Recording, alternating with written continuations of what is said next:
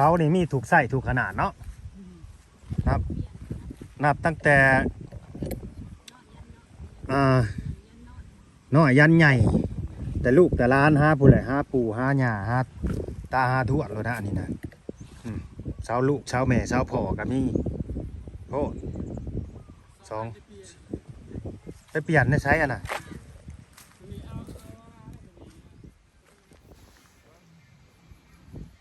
สบายดีสวัสดีพ่อแม่พี่น้อง FC ที่หักแพงเบิร์ดสุขุสุคนเบิร์ดสุมองสุบอนเด้อพี่น้องเด้อพอๆกับช่อง YouTube บ่าวลาวพะเพิ่นคือเก่าคือเดิมพี่น้องเอ้ยเนาะเพิ่มเติมกับพี่แหละเข้ามาหาครอบครัวนางแดงเพิ่นคือเก่าพี่น้องเอ้ยเนาะนางแดงเท้าแตงนั่นแหละเนาะหลังจากที่ล่าสุดนี่แหละบ่าวลาวเข้ามาแบบว่ามาเปิดทำบริจาคพี่น้องเลยเนาะสมทบเงินจากผู้ใหญ่ใจดีเนาะบอกว่าสิเป็นพี่น้องทั้งคนลาวและกับคนไทยเขานั่นแหละเนาะส่วนมากก็สิมีแต่คนลาวกับคนไทยนั่นแหละพี่น้องเลยที่ว่าซอยเรือเขามาล่าสุดนี่ก็ดี ที่ว่าซอยเรือทุกๆเคสนะเนาะที่บ่าวลาวไปนำเสนอนะจะเป็นพี่น้องคนไทยเนาะนะครับพี่น้องฝั่งลาวคนลาวที่ว่าอยู่ต่างประเทศนั่นแหละแต่ก็ล่าสุดนี่เนาะที่ว่าไปเปิดรับบริจาคเงินสมทบซื้อที่พี่น้องเอ้ยแรกๆนี่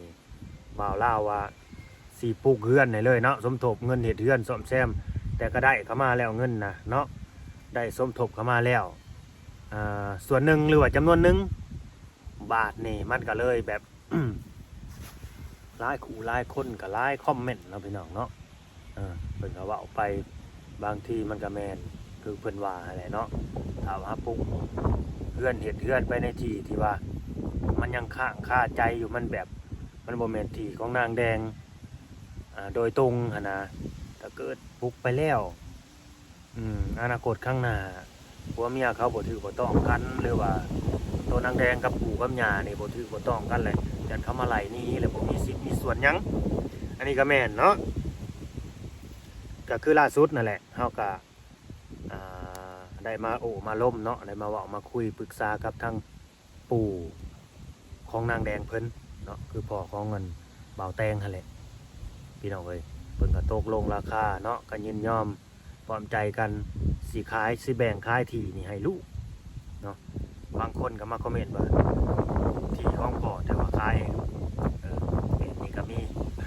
แต่นี่ก็แม่นอยู่พี่น้องเอ้ยที่ของพ่อจะฟังให้มันคักๆเลยพี่น้องที่ของพ่อก็จริงแต่ว่าที่นี่มันเป็นที่มูลที่มั่งของพ่อคือปู่ของเงินบ่าวแตงเพิ่นนั่นแหละและบ้านนี้ที่นี่ตามที่เขากันนะบ้านนี้พ่อของพ่อแล้วก็ต้องมีลูกเนาะหลายคนนะถ้าเกิดว่าเขาแบ่งปันกันอีกอย่างประมาณนี้นะบ่ฮู้ว่าไผสิได้เท่าใดลูกหลานเราแต่ละคนแต่ว่ากรรมสิทธิ์บัดขึ้นอยู่กับพ่อบ่าวแตงบาดนี้เพราะว่าลูกของอันปู่บ่าวแตงนะเสียไปแล้วเหลือแต่พ่อบ่าวแตงผู้เดียวพี่น้องเนาะเสียเบิดก็เลยเราเป็นผู้เบิ่งแง่งเป็นผู้ดูแลก็แม่นแต่ว่าที่นี่ขายให้คนอื่นบ่ได้นอกจากขายให้ลูกหลานที่ว่าคือพ่อแม่เดียวกันนั่นแหละเนาะเปิดมาที่แรกก็20,000พี่น้องเอ้ยเปิดมาที่แรก20,000ต่อลงอีกเหลือ15,000เนาะ15,000เฮ็ดจังได๋ซะเงินบ่มีจักกี่จักบาทเนาะอันนี้ก็ต้องจำเป็นต้องได้รอเงินสมทบช่วยเหลือจากผู้หลักผู้ใหญ่เนาะมื้อนี้ก็ขอบคุณมีผู้ใหญ่ใจดี2คนพี่น้องเอ้ยทักมาให้ความหวังอีกแล้วเนาะหรือมีความหวังอีกแล้ว2คนนี่จดไว้อยู่ในสมุดนี่2คนสิเป็นจำนวนเงินเท่าใดก็จัง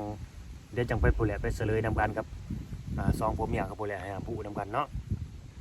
ก็ยังเปิดหาบริจาคคือเก่าเด้อพี่น้องเด้อเนาะขอความเมตตากรุณาสงสารเนาะซอยเรือพวกเขาหน่อยเด้อเนาะก็จะเป็นผู้ใหญ่ใจดีใจบุญทั้งหลายแหละจะเป็นคนลาวคนไทยเฮาก็ได้คือกันเด้อพี่น้องเด้อบ่เลือกบ่ติเนาะส่วนมากก็มีแต่ประเทศเฮานี่แหละบ้านพี่เมืองนอกเนาะพี่น้องเอ้ยกินข้าวเหนียวตำบักหุ่งแกงหน่อไม้คือกันนั่นแหละเนาะฟังเว้าภาษาเดียวกันประเพณีเดียวกันเนาะไปบ่หลายอย่างห่างเสื้อผ้า สื้อผ้าเด้ออันนั้นเด้อกระเป๋าเสื้อผ้าบ่แม่นหยังดอกที่เฮาลงไปตากเนี่ยเฮาเอาลงไปผึ่งฮะตากแดดพี่น้องมันเอามาในรถแล้วมันแบบว่ากระบะมันมีน้ำอยู่รถตรงกิ่งไปใส่แล้วมันเปียกก็เลยเอาลงไปตากก่อนเนาะไปเบิ่งว่าเสาเข้ามาครบแล้วบอกว่าเสาเข้ามาครบบ่เขาอยู่กันครบบ่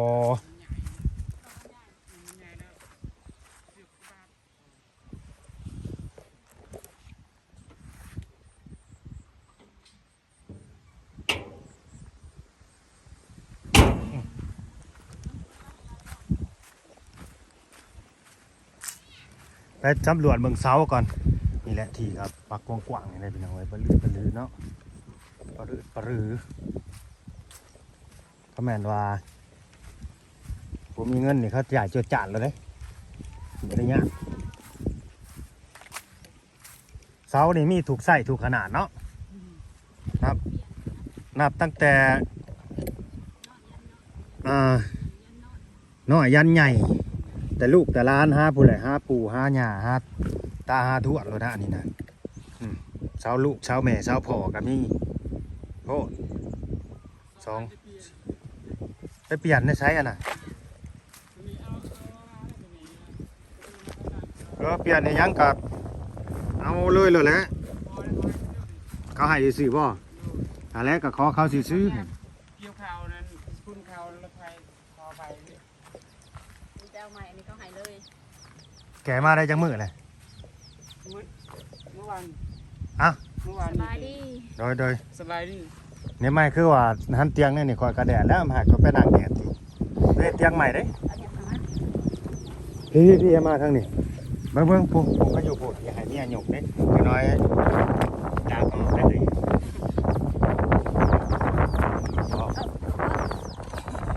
หมุนเข้าไปนะครับเน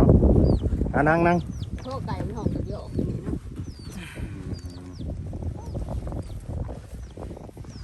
แดดคักอีหลีมื้อนี้โอ้ ไก่ไหนนะให้มีลบเกี่ยวเขา โชคดีเด้อมื้อนี้เจอบ่าวแตงบ่ได้ไปทางใดบ่ กำลังใส่มองอยู่ แต่มองอย่างแล้วก็ว่าสิลงไปเบิ่งมันอยู่ ใส่มองไงน้องนี้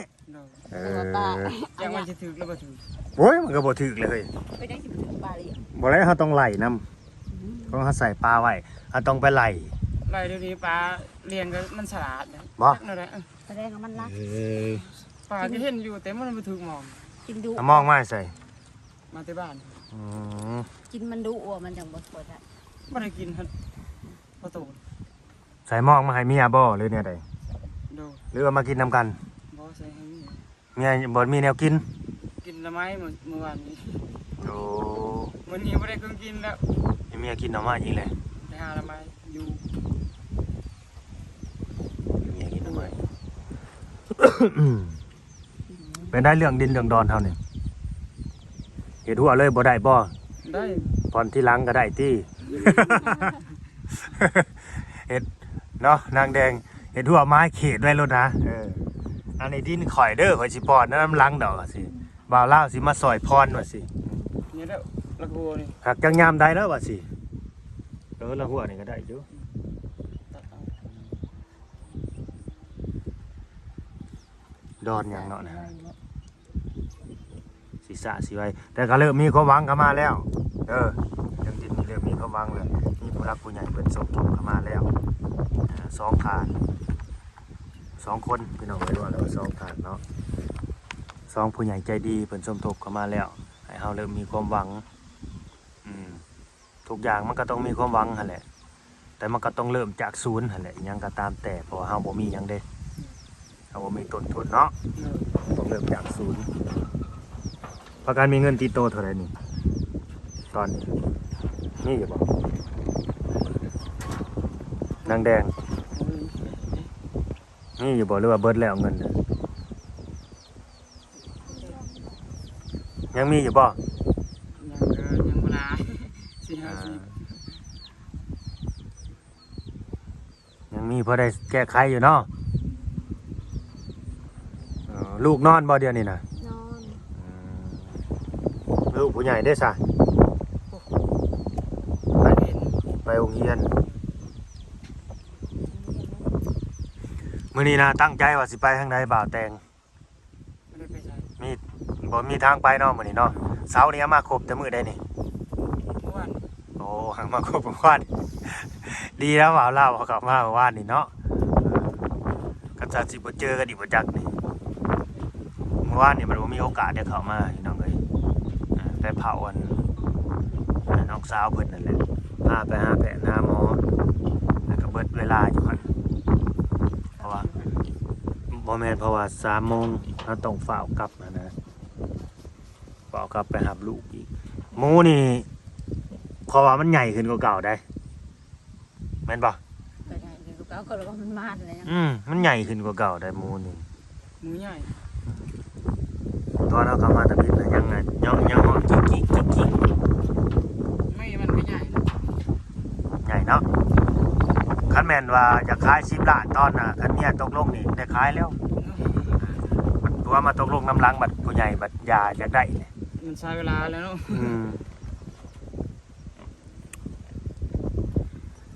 ผู้ใหญ่ใจดีกะบ่าวลาวกับสิเสลยเลยเนาะสำหรับผู้ใหญ่ใจดีนี่เปิดสมทบเงินเข้ามานี่เป็นจำนวนเงินทั้งเบิดกะ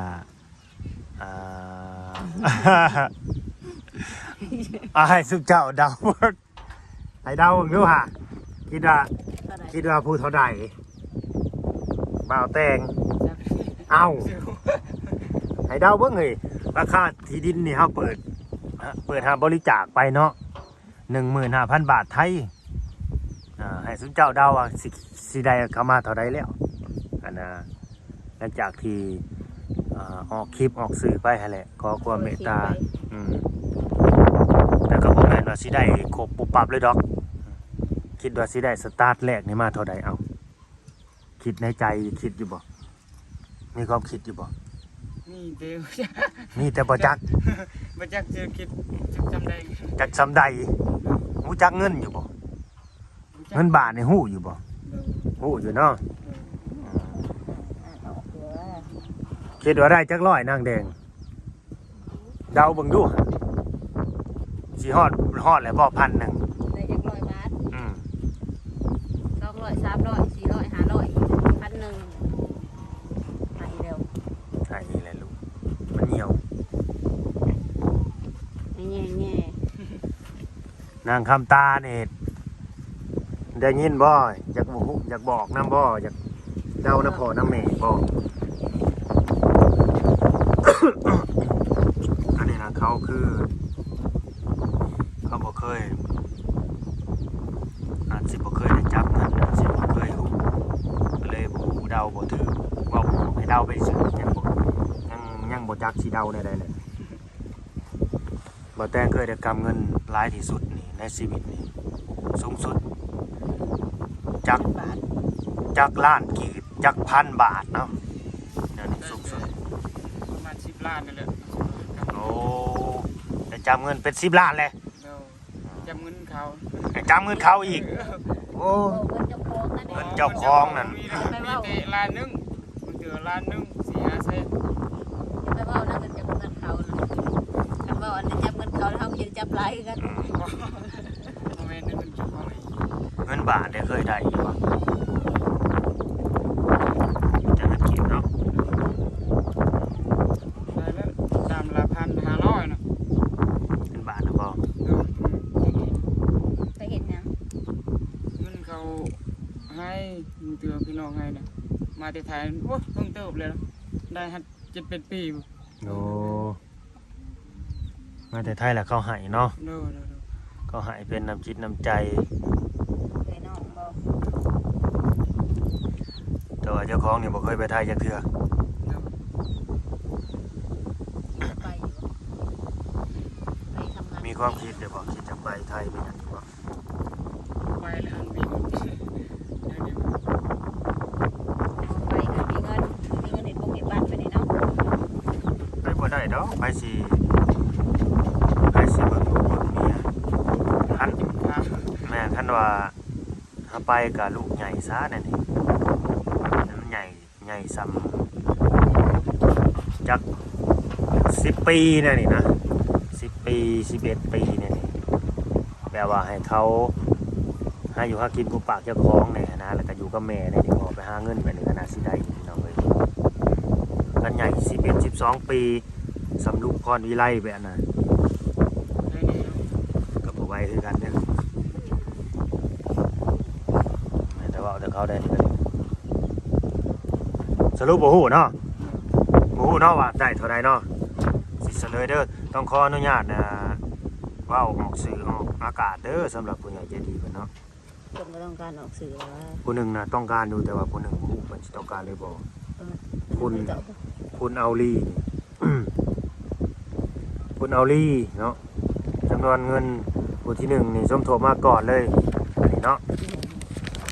บวกเฮ้ยโบแมนหมดผู้ที่หนึ่งนี่สมทบมาก่อนนี่500 บาทพี่น้องเลยจำนวนเงิน500 บาทเนาะผู้ที่สองนี่คุณแม่จิตตาพรนี่อยู่โคราชเนาะประเทศไทยเฮารู้จักที่โคราชนครราชสีมา1,500 บาทนี่ก็ดี500 บาทกับ1,500 บาทเป็นเท่าไรเลยฮะ ปัญหา ปัญหาร วมกัน กับหา 1,500 บาท กับหาลอย เป็นเท่าไร บวกกันเป็นเท่าไรรวมกันเป็นเท่าไรบ่าวแตง 1,500 บาทมาบวกอีก500เป็นเท่าไรอ้าวขีดบาทนี่แมนบ่2,000คักแน่เนาะ 2,000 2,000กะก็ได้ 2,000 เด้อเงินจากผู้ใหญ่ใจดีเพิ่นนี่ถือว่าเริ่มมีความหวังเข้ามาแล้วพี่น้องเอ้ยเหลืออีก 2,000คันว่าผู้ใด อีกยังอีกเหลืออีก2,000 เอ้าได้มา 2,000 แล้วก็ยังเหลือหลายอยู่เนาะเหลืออยู่ 13,000 เหลืออยู่ 13,000 บาทก็สิจุบค่าดิน 13,000 โดยแต่ก็ บาทพี่น้อง คันว่าผู้รักผู้ใหญ่เพิ่นเขามาเบิ่งมาชมแล้วก็เพื่อค่าธรรมเนียมในเด้อพี่น้องเอ้ย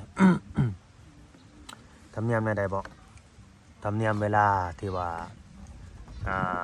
ในบงในบ้านเขามาเซ็นมาประทับตรงประทับตานะเฮ็ดใบซื้อขายกันนะมันสิได้เสียในจุดนั้นเสียก็สิประมาณ 1,000 บาทพุ่นแหละอยู่หั่นนะในจุดนั้นน่ะ สิอยู่ประมาณ16,000เนาะ สิอยู่ประมาณ 16,000พี่น้องเอ้ยประมาณนั้นแหละ 16,000 บาทพี่น้อง แม่น บ่แม่น500 บาทได้ ประมาณนั้น FC บางท่านเพิ่นก็ว่า 10,000 เท่าใด 1,500บ่หรือ 15,000บ่ซั่น เงินก็อยู่นำบ่าวลาวนี่ละบ่าวแตงสิเอาเก็บไว้เองบ่ บ่ บ่ญาติบ่ได้ดินเนาะจะน้อยเห็นเงินบ่จะเอาเงินไปใช้เบิดแล้วเรียบร้อยเด้อพอดีแล้วบ่าวลาวหายสิมาหาเอาคืนที่สิไปเอาในสายบ้านนี่ขายหมูตัวนั้นแหละเอาหมูเลยไปขายเอาคืนเนาะเอาหยอกที่ซื้อก็คือเงินทั้งเบิดทั้งมวลสิเป็นเงินสมทบซื้อดินหรือเงินสมทบไปเทือนก็อยู่นำบ่าวลาวเบิดนี่แหละบ่าวลาวเป็นคนเก็บกำพี่น้องเอ้ยเพราะว่าสิเป็นคนบริหารเด้เอาไว้ใช้จ่ายเอาไว้ซื้อนั่นซื้อนี่นะเนาะเขาก็สิบ่ได้มาให้เขาดอกนอกจากไปว่าผู้แหละเงิน3 ล้าน 8เขาแล้วหรือว่าเงินคำมันเรือสำใดจังสิได้มอบให้เขาที่หลังหั่นนะสิประมาณนั้นดีใจอยู่บ่นี่ได้ ดีใจ เนาะ โดย เริ่มมีความหวังเลยเด้ดีกว่าบ่ได้จักกีบจักบาทได้เฮ้ยมันก็ค่อยเป็นค่อยไปนั่นแหละใจเย็นๆคันขาดสิเป็นของเฮานะแล้วมันก็เป็นของเฮาแหละแต่มันก็ต้องใช้เวลาในจักน้อยแหละถ้าสิให้มันได้ดังใจเฮาว่าเลยมันก็เป็นไปบ่ได้แม่น เงินทุนเงินคันเก็บไว้มันเฮาก็ต้องอาศัย FC เพิ่นนั่นแหละ เฮาบ่ได้หานำแน่ว่าบ่ได้เด้อคันนอกจากว่าบ่าวแตงเด้อสมมุติมีส่งทางหาเนี่ยนี่มีความคิดจังไงมันจุกไว้นี่เบิ่งก่อนสิไปหาซอยบ่าวลาวก็สิไปหาซอยซั่ว สิไว้ สิไว้แบบนั้นคนเฮาแต่ละคนนี่ ก็สิมีหัวคิดปัญญาการแบบว่าหาเงินหาคำมันบ่คือกันดอกแต่ละคน บางคนก็หาเงินด้วยมันสมองบางคนก็หาเงินด้วยเหือด้วยแหงประมาณนี้แหละบางคนก็หาเงินด้วยปลายปากกา ไปแบบการโรงเรียนสูงเนาะ เราเลยไป ตาเนาะ คือเฮานี่เบิดชิดเลยเนาะคือเฮานี่เบิดชิดพี่ดอกสิหาเงินด้วยปลายปากกาไม่มีสิทธิ์แต่ก็ได้แต่เว่าจะไปเลยได้หมูตัวนั้น ไปพี่น้องไม้ มันก็ต้อง เอาลูกกินนมบ่นางแดง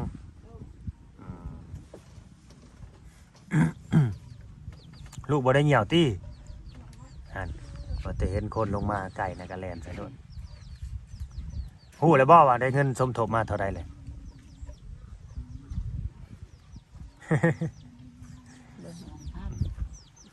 หน้าตาอย่าเลี้ยงแล้วบ่เดี๋ยวนี้ ไข่ก็ หรือยังเลี้ยงคือเก่าบ่ ไข่ก็มื้อนั้นแต่ว่าเหลือง ยังเลี้ยงตัวโลดคือเก่าติ แม่น ตั้งแต่เป็นสาวแล้ว เป็นอันนี้บ่ เรื่องตั้งแต่เป็นสาว อ๋อ แต่เกินมา บ่าวแต่งพังเด้อบ่าวเล่าสิถามเด้ออยากให้เมียนี่แต่งหน้าทาปากอยู่บ่อยากให้แต่งอยู่บ่ โดย นางแดงได้อยากท่าอยู่บ่อยากแต่งอยู่บ่เอออยากท่าอยู่เพราะว่ามี FC เพิ่นมาคอมเมนต์ว่าจะทำยังไงเนาะอยากฝากเครื่องสำอางให้นางแดงนี่ว่าซั่นแต่ว่าเพิ่นอยู่อเมริกาหรือว่าอยู่เยอรมันนี่แหละ ปัดเท่า แบบว่า สิได้ เห็น ใส่ หน้าก องนอก แม่นเห็นหน้านางแบบว่าหน้าดำกำเคียดหน้าขาวฟงกับฝานี่นะก็อยากให้แบบดูแลผิวพรรณเจ้าของแน่อยังประมาณนี้นะให้มันมีชีวิตชีวาแน่บ่อยากให้มันจืดมันชืดหลายบ่อยากให้ปล่อยโตหลายอย่างประมาณนี้ แต่ก็แม่นอยู่เนาะเฮาสิเอาเงินเอาคำในไสไปซื้อของพวกนั้น ถ้าเกิดไป นะ ซื้ออันนั้นผัดบ่มีได้ซื้อผิดเป็นนัวยังบ่มีเนาะแม่นบ่ อันนี้เข้าใจ อันนี้คือความหมายของผู้ใหญ่เพิ่นเด้อเพิ่นอยากซอยมาในจุดนี้ แต่ลำพังเฮาสิไปซื้อแป้งซื้อครีมซื้อไปจังมาทานี่บ่าวเล่าว่ามันบ่จำเป็นดอก เพราะว่าสุบเจ้าก็แค่สิกินก็ยังบ่มีแล้วแม่นบ่ โดย สิประมาณนั้น แล้วก็เลิกคิดไปซะตัวนั้นแบบก็คิดอยู่ว่าอยากทาซื่อๆนี่ก็หรือว่าสิเอาแป้งพรมาป้องหนึงก็ได้อยู่บ่าวเล่าสิซื้อให้ก็ได้แล้วก็มาทาบาดนี้ทาก่อนสินอนแน่นี่หรือว่ายามมื้อเช้านี่พอให้ผัวว่าเฮ้ยหน้าเมียข่อยก็ขาวอยู่เนาะอยังประมาณนี้ ซื้อเลยเด้อครีม ซื้อครีมบ่ โดย อ๋อ ซื้ออยู่ฮันเวียดเด้อ บ่ได้ให้เมียติ บ่เฮาซื้อให้ ให้ผัวซื้อให้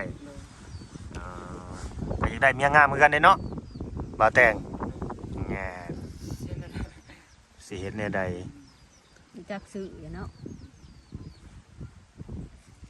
มีผู้ใหญ่สมทบเข้ามาให้เด้อ 2,000 บาทเด้อรวมเบิดเด้อ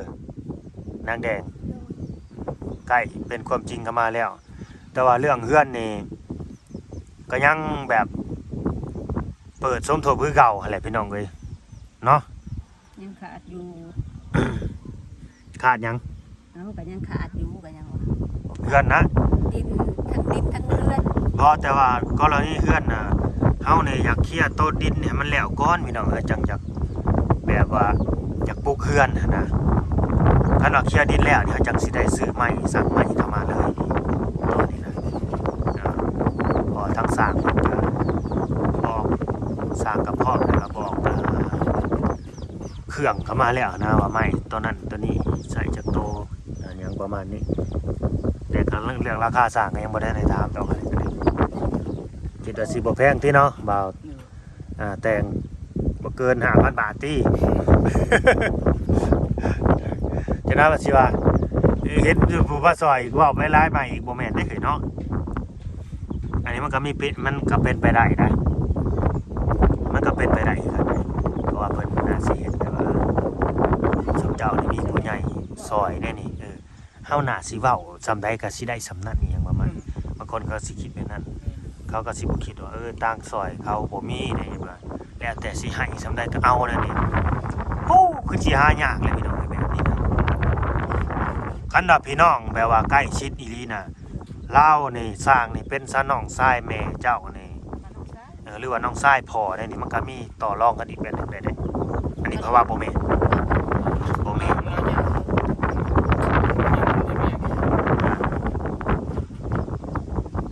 ไปเอง ลูกไปได้ใดลูกน่ะผู้หญิงหรือผู้ชาย ผู้ชาย อ๋อ งานได้เรียกนี่ โอ้ลูกสาวเรามาแล้วบ่ฮู้แล้วบ่ สาว ที่ว่าไปหาลูกมื้อนั้นน่ะเอามาฮอดเฮือนแล้วบ่ เขาหมอเจ้า อยู่ห้องหมอเพิ่นตอนนี้ โดยเต็มมื้อนั้น เออ มาต้องแซ่ไปห้องหมอเลยบ่ โดยเข้าหมอเลย จักเป็นโรคพี่จังเนาะป้านนี้ยังอยู่ห้องหมออยู่อ่ะสู้ๆต่อไปอันเนี้ยก็ดี ย เนี่ยครับโบเห็นน้องกับบ้านนะเดี๋ยวตาโบเห็น แต่ว่าเดี๋ยวนี้ก็ให้อยู่หมอนั้น เพราะว่า อาทิตย์หนึ่งผม ไปกวดเราเอาไปกวดอยู่ยังน้องมาเจอโรคอีหยัง ระวังมีเงิน บ่ โดยเงินบ่มีนะเขาสิกวดให้หรือเปล่า สงสัยแบบหนึ่งมาบ่มีเงินสองมาบ่มีญาติพี่น้องไปติดตามนี่นะเขาก็เลยบ่ควรว่าอย่างนี้นะ อยู่คนก็บ่ได้บ่มีคนโอนให้เดี๋ยวนี้เนี่ยแค่นี้กายงัวกายควายเนี่ย เรามีงัวมีควายบ่ ดูมีแต่งู โอ้ยังดีได้ครับมีงัวมีควายบ่ได้แก้ไขได้ยามเจ็บเป็นมาแม่น แค่นี้อยู่เป็นเก่า ดีกว่าบ่มีหยังได้เลยมีเป็ดมีแต่เป็ดแต่ไก่มันบ่พอได้สิกลายเป็นไก่ไปรักษาคนต้องสัตว์ใหญ่โลดเป็นงัวเป็นควายไปเนี่ยนะ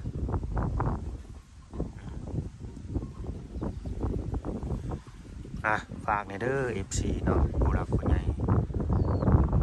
สำหรับเคสนี้ว่าซั่นซะ FC นางแดงนั่นแหละผู้ที่ว่าสงสารแล้วก็อยากให้ช่วยเหลือนางแดงเนาะเฮือนอีสานก็ซอยได้พี่น้องเอ้ยเนาะบ่แม่นแต่สิซอยเป็นกำลังใจได้พี่น้องเอ้ยซอยเป็นน้ำจิตน้ำใจ คือสิ่งสำคัญเด้อพี่น้องเอ้ยเนาะซอยเป็นน้ำจิตน้ำใจเนาะส่วนว่าเป็นกำลังใจนี่เป็นกำลังใจเฮานี่แหละเข้ามาเบิ่งคลิปยาวๆเนาะจนจบคลิปพุ่นแหละบ่กดข้ามโฆษณาแบบนี้นะนางแดงบ่หนาวบ่ หนาว บ่มีเสื้อแขนยาวบ่ สักมากเลย เออ เด็ดสำนีก็หนาว ผัวนี่บ่หนาวแม่นบ่ บ่ FC เพิ่นว่าอยู่ไผบ่ได้สิหนาวอ่ะ น้ำน้องนี่เลิกบ่ ลึกอยู่ เลิกเนาะ เออ อ่ะคลิปนี้ก็ดีสิได้จบคลิปไปซ้ำนี่แหละพี่น้องเอ้ยเนาะมันยาวเลยถ้าเบิ่งอีพีต่อไปเนี่ยก็คือมาแจ้งข่าวดีเรื่องงบประมาณซื้อดินเนาะว่าเริ่มมีความหวังเข้ามาแล้วเนาะบัดนี้ให้ขอบคุณผู้รักผู้ใหญ่เพิ่นเด้อที่เพิ่นสมทบเข้ามานี่คุณแม่จิตตาพรแล้วก็คุณเอาลีสื่อยากแท้อันคุณเอาลีจักเพิ่นสื่อเอาลีหรือสื่อหยังเนาะขอโทษขออภัยหลายๆนี่ก็ ถ้าบอกผิด ถ้าว่าผิดโนมือขึ้นขอบคุณคุณเอาลี คนเอาลี คุณแม่จิตตาพร คนเมจิตตาพร อยู่โคราช อยู่โคราช เอาว่าไปบ้าน ให้อยู่ดีมีให้ภาพแท้ให้อยู่มันยืน โดย ด้วยสาธุ โดย อันเบาเราเพิ่นเอ้ยได้ โดย เอ้ยได้ โดย มีมันยืน จ้า สาธุนะนั่นแหละทางไปเนาะเจ้าแล้วกันดีมีเหตุหักแพงเบิ่งแย่งกันไปตลอดเนาะให้มีผู้รักผู้ใหญ่เพิ่นได้ดูเมตตาให้การช่วยเหลือเนาะให้ภารกิจของพวกเฮาเนาะสำเร็จพี่น้องเอ้ยเนาะสมบูรณ์แบบว่าซั่นซะเนาะสบายดี สบายดี โดยสบายดีพี่น้องเอ้ยตามนั้นแหละเนาะ